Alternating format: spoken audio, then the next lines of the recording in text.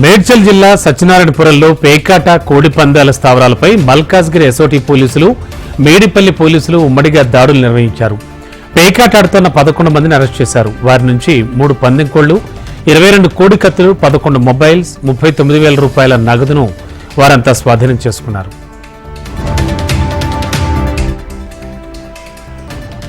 బంజారా హిల్స్ లోని తాజ్ కృష్ణాలో Sutra fashion and lifestyle exhibition ప్రారంభించారు.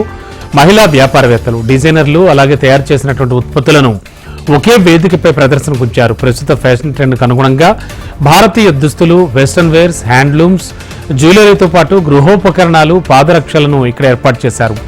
ఈ నెల 27 వరకు ఈ ప్రదర్శన కొనసాగుతుందని సూత్ర ఫ్యాషన్ నిర్వాహకులు తెలిపారు. 25,000కు పైగా ఉత్పత్తులను ఇందులో అందుబాటులో ఉంచామన్నారు. తెలంగాణ రాష్ట్ర ప్రభుత్వం నిరుద్యోగుల సమస్యలను తక్షణమే పరిష్కరించాలని ఓయూ కౌన్సిల్ డిమాండ్ చేసింది. కాంగ్రెస్ పార్టీ ఎన్నికల సమయంలో గ్రూప్ 2, గ్రూప్ 3 పోస్టులు పెంచుతామని, 25,000 పోస్టులతో మెగా డిఎస్ఏ నిర్వహిస్తామని, జాబ్ క్యాలెండర్ ద్వారా ఉద్యోగాలను భర్తీ చేస్తామని హామీ ఇచ్చి విస్మరించిందన్నారు.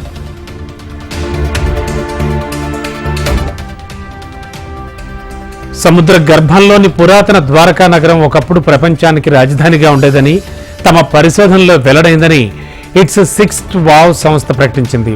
యునెస్కో ప్రపంచ వారసత్వ ప్రదేశాల జాబితాలోకి ద్వారకను చేర్చేందుకు ప్రయత్నిస్తున్నట్లు ఆ సంస్థ అధ్యక్షులు, ప్రధాన కార్యదర్శులు తెలిపారు.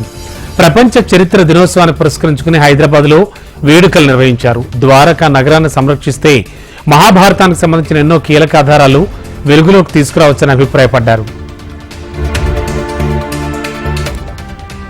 మేడ్చల్ జిల్లా కీసరలోని ఔటర్ రింగ్ రోడ్డుపై గ్యాస్ సిలిండర్లతో వెళుతున్న డీసీఎం బోల్తా పడింది.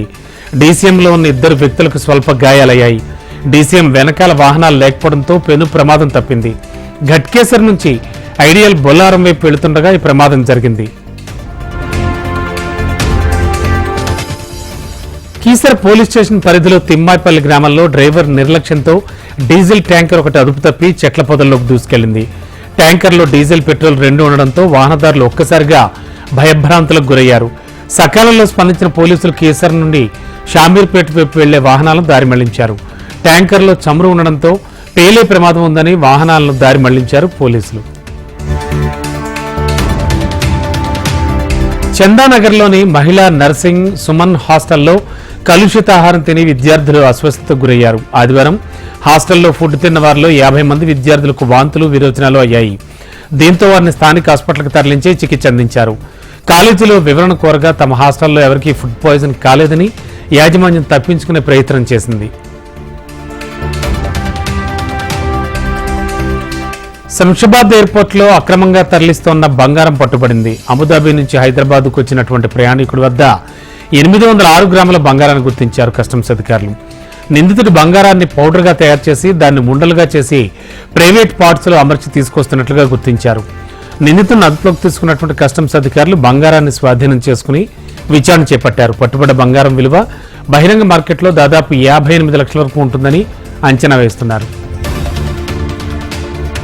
బంజారాహిల్స్ రోడ్ నెంబర్ 12లోని కళింగ కల్చరల్ హాల్లో ఏర్పాటైన హ్యాండ్లూమ్, హ్యాండ్స్, చేనేత వస్త్ర ప్రదర్శనను టాలీవుడ్ నటి ప్రారంభించారు. చేనేత కళాకారులతో మాట్లాడి వారి ఉత్పత్తుల గురించి అడిగి తెలుసుకున్నారు.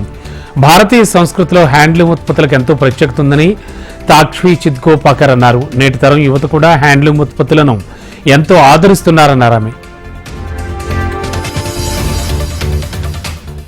ఎమర్జెన్సీ విధింపుతో 1975 జూన్ 25న ప్రజాస్వామ్యానికి చీకటి రోజు అన్నారు బీజేపీ రాష్ట్ర ప్రధాన కార్యదర్శి దుగ్గ్యాల ప్రదీప్. 80 సార్లు రాజ్యాంగాన్ని మార్చిన ఘనత కాంగ్రెస్ పార్టీదే అన్నారు ఆయన. 3సారి బీజేపీ ప్రభుత్వం అధికారంలోకి వస్తే రాజ్యాంగాన్ని మార్చుతుందని కాంగ్రెస్ తప్పుడు ప్రచారం చేసిందన్నారు.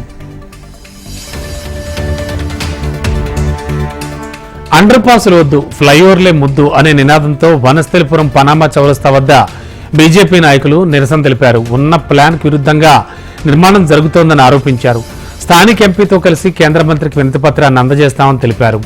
నియోజకవర్గ అభివృద్ధిని దృష్టిలో ఉంచుకుని స్థానిక వ్యాపారాలకు ఇబ్బంది కలగకుండా ఫ్లైఓవర్ నిర్మించాలని కోరారు.